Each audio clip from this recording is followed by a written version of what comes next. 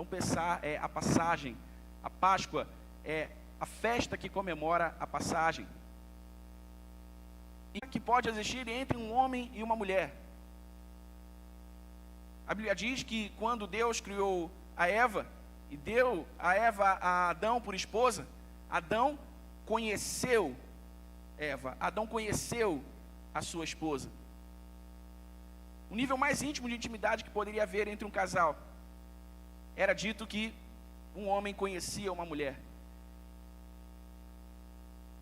Na Escritura Sagrada, esse verbo conhecer continua tendo o mesmo sentido.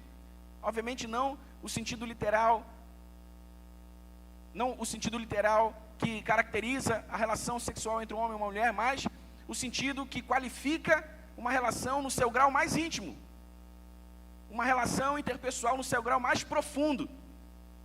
Então a Bíblia diz: conhecereis a verdade, conhecereis a Jesus, e a verdade, Jesus, o libertará. Então é importante sabermos aqui, irmãos, que não se trata apenas de saber coisas sobre Jesus. Todos nós sabemos muitas coisas sobre muitas pessoas, e no entanto conhecê-las, sim ou não? Para quem gosta de futebol, e até quem não gosta de futebol, sabe muitas coisas sobre o Neymar, por exemplo. Mas eu garanto aqui que nenhum de nós conhece o Neymar. É ou não é? Por quê? Porque a diferença entre conhecer e saber coisas sobre está exatamente nesse grau de intimidade que se tem na relação. Podemos saber coisas sobre qualquer pessoa sem necessariamente ter qualquer tipo de relação com ela. Mas para conhecê-la, nós precisamos nos relacionar. Para conhecê-la, nós precisamos falar e ser ouvidos. Para conhecê-la, nós precisamos tocar e ser tocados. Para conhecê-la, nós precisamos investir tempo. E receber tempo. E receber investimento de tempo. Então, não é só sobre conhecer no sentido de saber quem é, de saber coisas sobre Jesus. Mas de reconhecer para si mesmo. Quem são aqueles que são libertos da escravidão para a liberdade? Aqueles que reconhecem para si mesmo e admitem a Jesus para si mesmos. Isso tem a ver com aquele momento, geralmente no fim das pregações, em que nós convidamos as pessoas para entregarem sua vida a Jesus e nós perguntamos: quem quer conhecer a Jesus? Quem quer receber a Jesus? Essa pergunta está desafiando aos ouvintes a admitirem para si mesmos, a receberem para si mesmos, a reconhecerem e admitirem por verdadeiro para si mesmo o fato de que Jesus é o Senhor e o Salvador de todos aqueles que creem no seu nome. Então é esse conhecimento que provoca a liberdade. E não apenas saber coisas de ouvir falar, saber coisas de terem nos contado sobre quem é Jesus. Então a passagem, a Páscoa, em primeiro lugar, comemora, ou deve comemorar, a nossa libertação da escravidão. A nossa libertação da escravidão do pecado e da morte. A nossa libertação do poder, do domínio, da influência da nossa natureza pecaminosa. A Bíblia diz que por causa de Adão, todos os homens nasceram destituídos da glória de Deus, separados de Deus, o que nós costumamos chamar de espiritualmente mortos. Por causa do pecado de Adão, todos os homens nascem com a necessidade espiritual de serem reavivados, a saber, de serem reconectados a Deus, de estarem em comunhão com Deus novamente. Isso só é possível pelo reconhecimento e pela fé pública, declarada, de Jesus Cristo como Senhor e Salvador de quem quer que seja. Então nós precisamos comemorar a ressurreição de Jesus, porque a ressurreição de Jesus, em primeiro lugar, significa a nossa liberdade. A Bíblia diz, o apóstolo Paulo diz que o pecado não tem mais domínio sobre nós, porque nós não estamos mais debaixo da lei, mas debaixo da graça. Isso não é maravilhoso, irmão? Isso não é maravilhoso? Sabe, para alguém que ainda não nasceu de novo, pecar é a norma. Infringir as leis de Deus é a norma. Porque sequer há consciência de que há leis espirituais sendo infringidas. É normal. Mas para aqueles que nasceram de novo, o pecado não deve ser mais uma sombra, o pecado não deve ser mais um monstro, o pecado não deve ser mais motivo de medo, o pecado não deve ser mais motivo de angústia, porque o pecado não tem mais domínio sobre nós. Não estamos debaixo da lei, mas debaixo da graça. Isso quer dizer que a sua carne ainda continua desejando o pecado, mas quer dizer também que você não precisa ceder aos desejos da sua carne pelo pecado, porque ela não tem mais poder para dominá-lo. Nós podemos, por livre e espontânea vontade, viver uma vida para a glória de Deus, uma vida que glorifique o seu nome, porque fomos livres, amém, irmãos? E essa liberdade que nós comemoramos na Páscoa, ela não é o direito de fazer o que se quer fazer, não é o direito de fazer qualquer coisa, mas é o direito de viver uma vida para a glória de Deus, de amar a Deus e ser amado por Ele. Porque a ressurreição de Cristo foi, na verdade, um resgate. Nós deveríamos pagar naquela cruz todos os nossos pecados, mas Jesus pagou por nós e levou naquele madeiro, sobre o seu corpo, os pecados de toda a humanidade, dando à humanidade o direito de viver em liberdade, mas não liberdade, mas não esse tipo de liberdade que vive para si mesmo, para satisfazer os seus próprios deleites, mas para viver para Ele, porque foi Ele que pagou o preço. Amém? Você entende isso, irmão? Esse é o sentido de liberdade que precisamos abraçar. A liberdade, não a liberdade que pode fazer o que quer fazer, mas a liberdade que só faz aquilo que Ele quer que façamos. Paulo diz em 2 Coríntios capítulo 5, versículo 10, se eu não me engano: e Ele morreu por todos, para que todos que agora vivem não vivam mais para si mesmos, mas para agradar aqueles que por Ele morreu e ressuscitou. Nós não vivemos mais para agradarmos a nós mesmos, vivemos para agradar aquele que por nós morreu e ressuscitou, porque nós não pertencemos mais a nós mesmos, pertencemos a Cristo. A sua ressurreição foi o preço que Ele pagou por nós. Você está aí comigo, irmão? Seu coração se alegra nisso? Sabe? Saber que eu não preciso mais viver sob a sombra do pecado, saber que eu não preciso mais viver cedendo aos desejos da minha carne, cedendo às atrações da minha carne, é uma alegria muito grande. É uma alegria muito grande saber que, saber que pela minha própria vontade e pela força do Espírito Santo em mim, eu posso viver uma vida que glorifique a Deus, uma vida que agrade ao Senhor. Então, o primeiro fato que nós comemoramos na Páscoa é que a ressurreição de Jesus significa a nossa libertação da escravidão, do pecado e da morte. Amém? Amém? Glória a Deus. O segundo fato que comemoramos na Páscoa é que a Páscoa, ou seja, a passagem, é a nossa passagem do medo para a esperança. Fomos libertos da escravidão, do pecado e da morte e passamos do medo para a esperança. Abra sua Bíblia comigo em 1ª Epístola de Pedro, capítulo 1.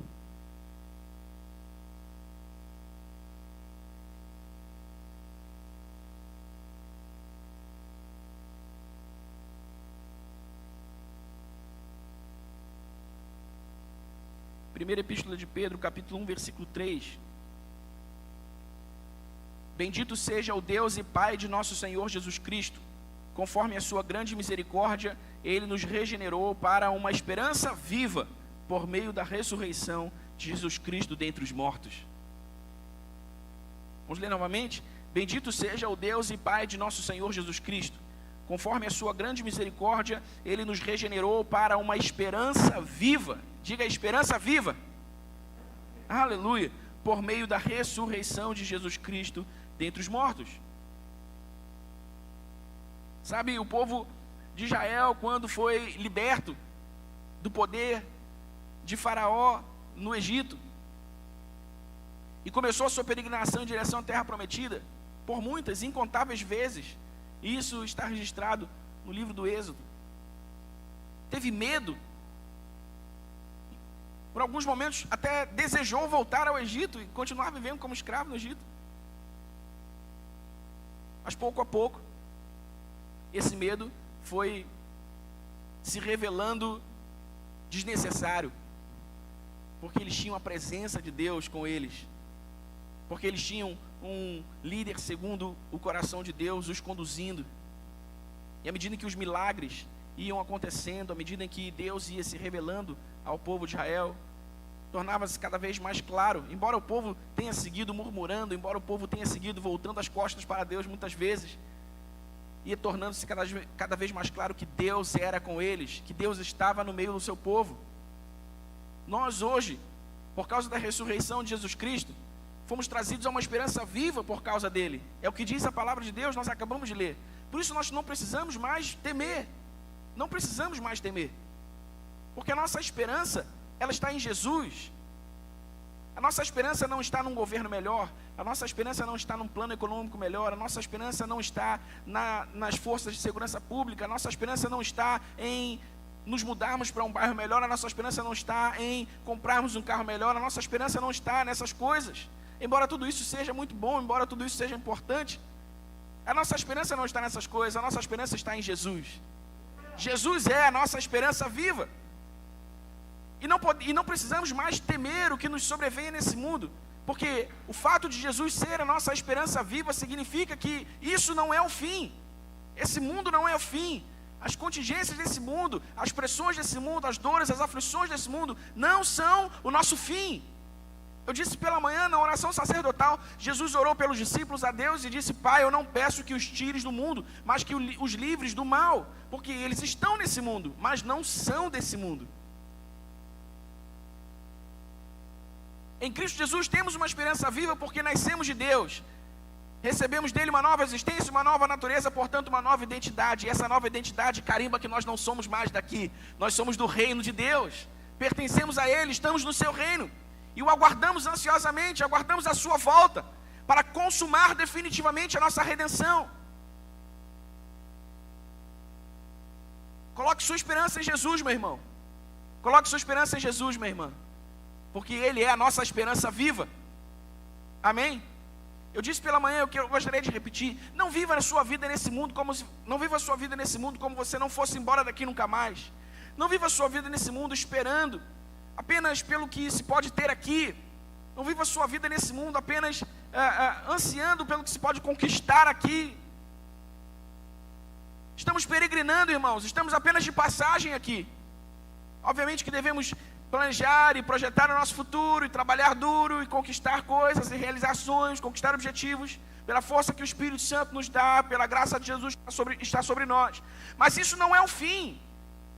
Tudo isso não termina aqui. A nossa esperança viva está em Cristo Jesus, que vem nos buscar.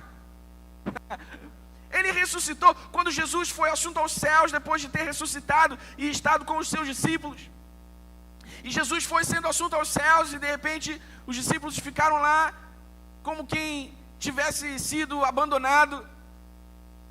E o anjo do Senhor disse: olha, por que vocês estão aí desolados, tristes? Aquele que vocês estão vendo subir há de voltar.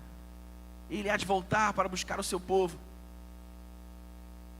Sabe, irmão, Jesus está voltando, e nós precisamos reavivar esse fato em nossas mentes, reavivar a lembrança desse fato em nossas mentes, todos os dias, porque é fácil mesmo, a gente acaba vivendo a vida como se a nossa vida fosse isso aqui apenas. Essa não é a nossa realidade definitiva, essa é a nossa realidade transitória. A nossa realidade definitiva é a glória de Deus na sua eternidade, para sempre com Ele. Ele nos regenerou para uma esperança viva. Então, meu irmão, não tenha medo. Amém? Não tenha medo. Não tenha medo. O Covid está aí assustando uma porção de gente. Infelizmente nós temos perdido pessoas que nós amamos. Sabe, mas eu quero encorajar você a não ter medo. Não ter medo. Cuide-se, faça tudo que você pode para preservar a sua saúde e a saúde daqueles que você ama, que estão à sua volta. Mas não tenha medo, não viva com medo, não viva ansioso, não viva desesperançoso. Amém? Você entende o que eu quero dizer? Coloque a sua esperança em Jesus. Sabe, irmãos, é verdade que todos nós, se nos fosse perguntado se gostaríamos de partir para a glória agora, ou quase todos nós, né? Quase todos nós. Não vou dizer todos nós, para não ser injusto com aqueles que de coração almejam e desejam estar com Cristo exatamente agora. Poxa, mas agora, será que não dá para ser amanhã, depois, e semana que vem, ou mês que vem? Há tanta coisa para fazer, há tanta coisa para... É ou não é verdade, irmão? É ou não é verdade? Quem quer ir para a glória agora? Quem quer estar com Jesus agora? Vamos orar então? Vamos? A vinda de Jesus, precisamos ansiar mesmo estar com Ele para sempre. Então, porque Jesus vem nos buscar, irmãos, sabe? É claro, nenhum de nós quer morrer por causa desse vírus maldito, nenhum de nós quer morrer tragicamente, nenhum de nós quer morrer cedo. Todos nós queremos cumprir os nossos dias, viver até a nossa velhice com saúde, para ver os nossos filhos, os nossos netos. Todos nós desejamos isso. Mas o fato é, irmãos, que morrer hoje é melhor do que continuar vivendo essa terra. Foi isso que Paulo disse: olha, viver para mim é Cristo, morrer é lucro. É lucro. Porque se eu vivo para Cristo aqui hoje, morrer agora é lucro. Eu vou estar com Ele para sempre. Fora das loucuras, das exigências, das necessidades desse corpo, desse mundo físico. Nenhum de nós quer partir tragicamente. Mas se partirmos, tragicamente ou não, todo mundo quer morrer dormindo, né? Mãozinha cruzada, fechou o olho, dormindo, acordou. Todo mundo quer morrer dormindo. Seja dormindo ou não, meu irmão, morrer é lucro. Amém? Amém, irmão? O amém foi fraco pra caramba, né? Morrer é lucro. Calma aí. É lucro, irmão. A gente vai estar com Cristo. Ele é a nossa esperança viva. Amém? O que nós comemoramos na Páscoa? Comemoramos a libertação, a nossa libertação da escravidão, do pecado e da morte. Comemoramos também a nossa esperança viva. Muitas pessoas sem Cristo, muitas pessoas que não reconhecem Cristo para si mesmas, vivem sem esperança, vivem tristes, vivem deprimidas, tentam tirar sua própria vida. Por quê? Porque não tem mais perspectiva, não esperam mais nada de bom para as suas vidas, não tem esperança mesmo. Mas aqueles que creram em Jesus e nasceram de novo, têm nele uma esperança viva. E nós lemos aqui: bendito seja o Deus de nosso Senhor Jesus Cristo, conforme a sua grande misericórdia, Ele nos regenerou para uma esperança viva por meio da ressurreição de Jesus Cristo. A ressurreição de Jesus é a passagem que comemoramos do medo para a esperança. Amém? Terceiro fato que comemoramos na Páscoa é a passagem da inimizade para a paz. Porque por causa do pecado nos tornamos inimigos de Deus. Mas pela ressurreição de Jesus Cristo, entramos em paz com Deus, porque fomos trazidos de novo à sua presença, à sua comunhão. Para sua Bíblia em Romanos capítulo 5.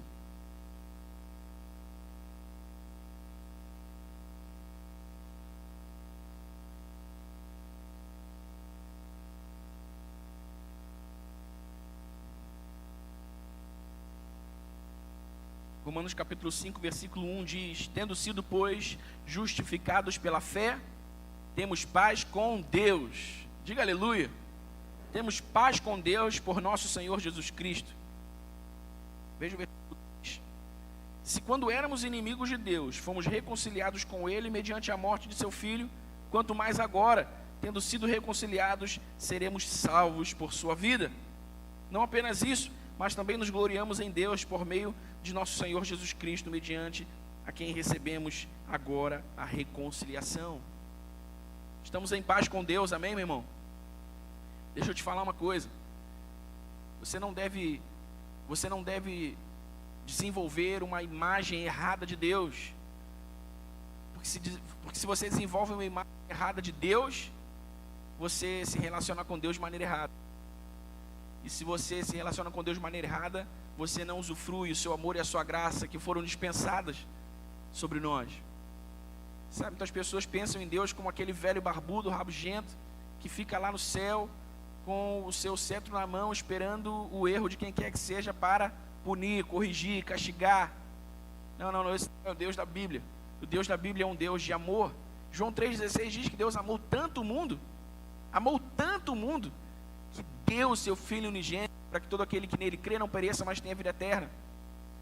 Ele é um Deus de amor. Ele é um Deus que, por causa da ressurreição de Jesus Cristo, é o que comemoramos hoje, nos trouxe a sua comunhão novamente. Por causa disso, nós temos paz com Deus. paz com Deus. Então, meu irmão, viva a sua vida com alegria, viva a sua vida com prazer, ande em sua jornada cristã com alegria, com prazer, porque você não é mais inimigo de Deus. Deus está a seu favor. O apóstolo Paulo disse: Deus é por nós. Ou seja, se Deus está a nosso favor, quem será contra nós? Quem será contra nós? Deus está a seu favor, meu irmão. Deus é por você, Deus é com você, Deus é para você, Deus te ama. Ele te trouxe a sua família, Ele fez você um filho. João 1,12 diz: todos aqueles que o receberam, a saber, aqueles que creram no seu nome, foi-lhes dado o direito de serem feitos filhos de Deus. Depois Paulo vai dizer em Romanos 2, em Efésios 2, 9, eu acho que é Efésios 2, 9, é Efésios 2, que antes nós éramos inimigos de Deus, estávamos perdidos, soltos, desgarrados, éramos incircuncisão, mas agora, por causa de Cristo Jesus, nós nos tornamos concidadãos dos santos e membros da família de Deus. Sabe, quando eu penso nisso, irmão, quando eu penso nisso de modo literal, sabe, eu não penso nisso de modo poético, porque de fato é literal, não é poético. Fomos feitos filhos de Deus, em João 1,12, entramos na família de Deus, segundo Paulo diz em Efésios 2, nos tornamos irmãos na fé. A Bíblia diz que antes da sua morte, Jesus era o Filho unigênito de Deus, ou seja, o único capaz de ser gerado por Deus, mas que depois da sua morte e ressurreição, Ele tornou-se o primogênito dentre muitos irmãos. A Bíblia nos classifica como irmãos de Jesus, irmão. Você sabe que isso? O nosso Rei, o nosso Senhor é também o nosso irmão. Uau! Sabe, às vezes eu penso que falta um pouco de consciência à igreja desses fatos, porque há tão pouca vibração. Sabe, eu não estou falando de você gritar glória e aleluia, não, irmão, mas há pouca vibração no fato de sabermos, há pouca vibração em sabermos do fato de que somos membros da família de Deus, filhos de Deus, irmãos de Jesus. Sabe o que a Bíblia diz, irmãos? Que nós somos herdeiros de Deus e co-herdeiros com Cristo. Co-herdeiros com Cristo. Primeiro, somos herdeiros de Deus. O que é de Deus é nosso. Amém? Não porque nós temos algum mérito em nós mesmos para isso, mas porque Ele decidiu nos fazer seus filhos pela fé. E a Bíblia diz que nós somos co-herdeiros com Cristo. Essa palavra co-herdeiro significa herdeiro junto com. Assim como Cristo é herdeiro de Deus, nós também somos, porque somos co-herdeiros com Ele. Você consegue entender isso, irmão? Isso não é poético, isso é literal. Isso é literal. Você é um filho de Deus, você é co-herdeiro com Cristo, irmão de Jesus, você está na família de Deus. Sabe que Deus não está alheio a você, Deus não está alheio aos seus problemas, Deus não está alheio às suas aflições, Deus não está alheio ao seu sofrimento. Você tem um pai, você não está abandonado, largado, solto, perdido nesse mundo, nessa vida, não. Você é filho, amado de Deus, amada de Deus. Sabe, quando todos viram as costas para você, quando ninguém liga para você, quando ninguém se importa com você, Ele continua no mesmo lugar, olhando para você com o mesmo olhar de amor, se importando com você, com o mesmo amor e a mesma preocupação de sempre. Porque Ele é um Pai perfeito, que nos ama com um amor perfeito, porque não somos mais inimigos de Deus, estamos em paz com Deus. Estamos em paz com Deus, amém, meu irmão? Então, viva a sua jornada com Deus, cheio de alegria, cheio de prazer, cheio de entusiasmo, cabeça erguida. Ele é a nossa esperança viva, estamos em paz com Ele. Amém, meu irmão? Aleluia. Aleluia. Que maravilha. O quarto e último fato que nós comemoramos nessa Páscoa é a nossa passagem do ódio para o amor. Como eu mencionei em João 3,16, a Bíblia diz, aliás, é sempre bom ler também o versículo 17. Porque Deus amou tanto o mundo, que deu o seu Filho unigênito, para que todo o que nele crer não pereça, mas tenha vida eterna. Pois Deus enviou o seu Filho ao mundo, não para condenar o mundo, mas para que este fosse salvo por meio dele. Quem nele crê não é condenado, mas quem não crê já está condenado, por não crer no nome do Filho unigênito de Deus. Este é o julgamento. A luz veio ao mundo, mas os homens amaram as trevas e não a luz, porque as suas obras eram más. Quem pratica o mal odeia a luz e não se aproxima da luz, temendo que as suas obras sejam manifestas. Mas quem pratica a verdade vem para a luz, para que se veja claramente que as suas obras são realizadas por intermédio de Deus. Deus enviou o seu Filho ao mundo, não para condenar o mundo, mas para que este fosse salvo por meio dele. A ressurreição de Jesus é a nossa passagem do ódio para o amor. Agora vivemos no amor de Deus. O amor de Deus vive em nós. Romanos capítulo 5 diz que a esperança não decepciona, porque Deus derramou o seu amor em nós pelo Espírito Santo que nos deu.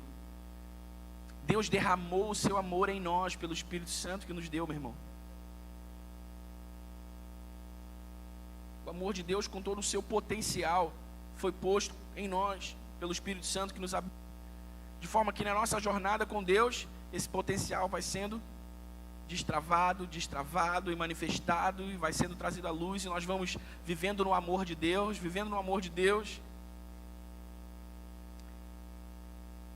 Você quer um exemplo disso que eu estou falando, irmão? Sabe quando você, quem aqui antes de se converter, era assim, era brigão, rabugento? Quem era? Ó, um aqui, dois. Você, mano, com essa cara de homem pacífico, era brigão, rabugento. Essa é uma transformação que Jesus faz, né? Eu ia falar disso. Quem mais? Era assim, qualquer coisa estava, olha lá, uma irmã aqui, olha lá. Quando você entregou sua vida a Jesus, meu irmão, começou a caminhar com Jesus, você ficou tipo um bobão, né? Não é? Você ficou tipo um bobão. Isso é o efeito do amor de Deus em você, meu irmão. Não que o amor de Deus nos faz bobões, mas o amor de Deus nos coloca em paz com o mundo.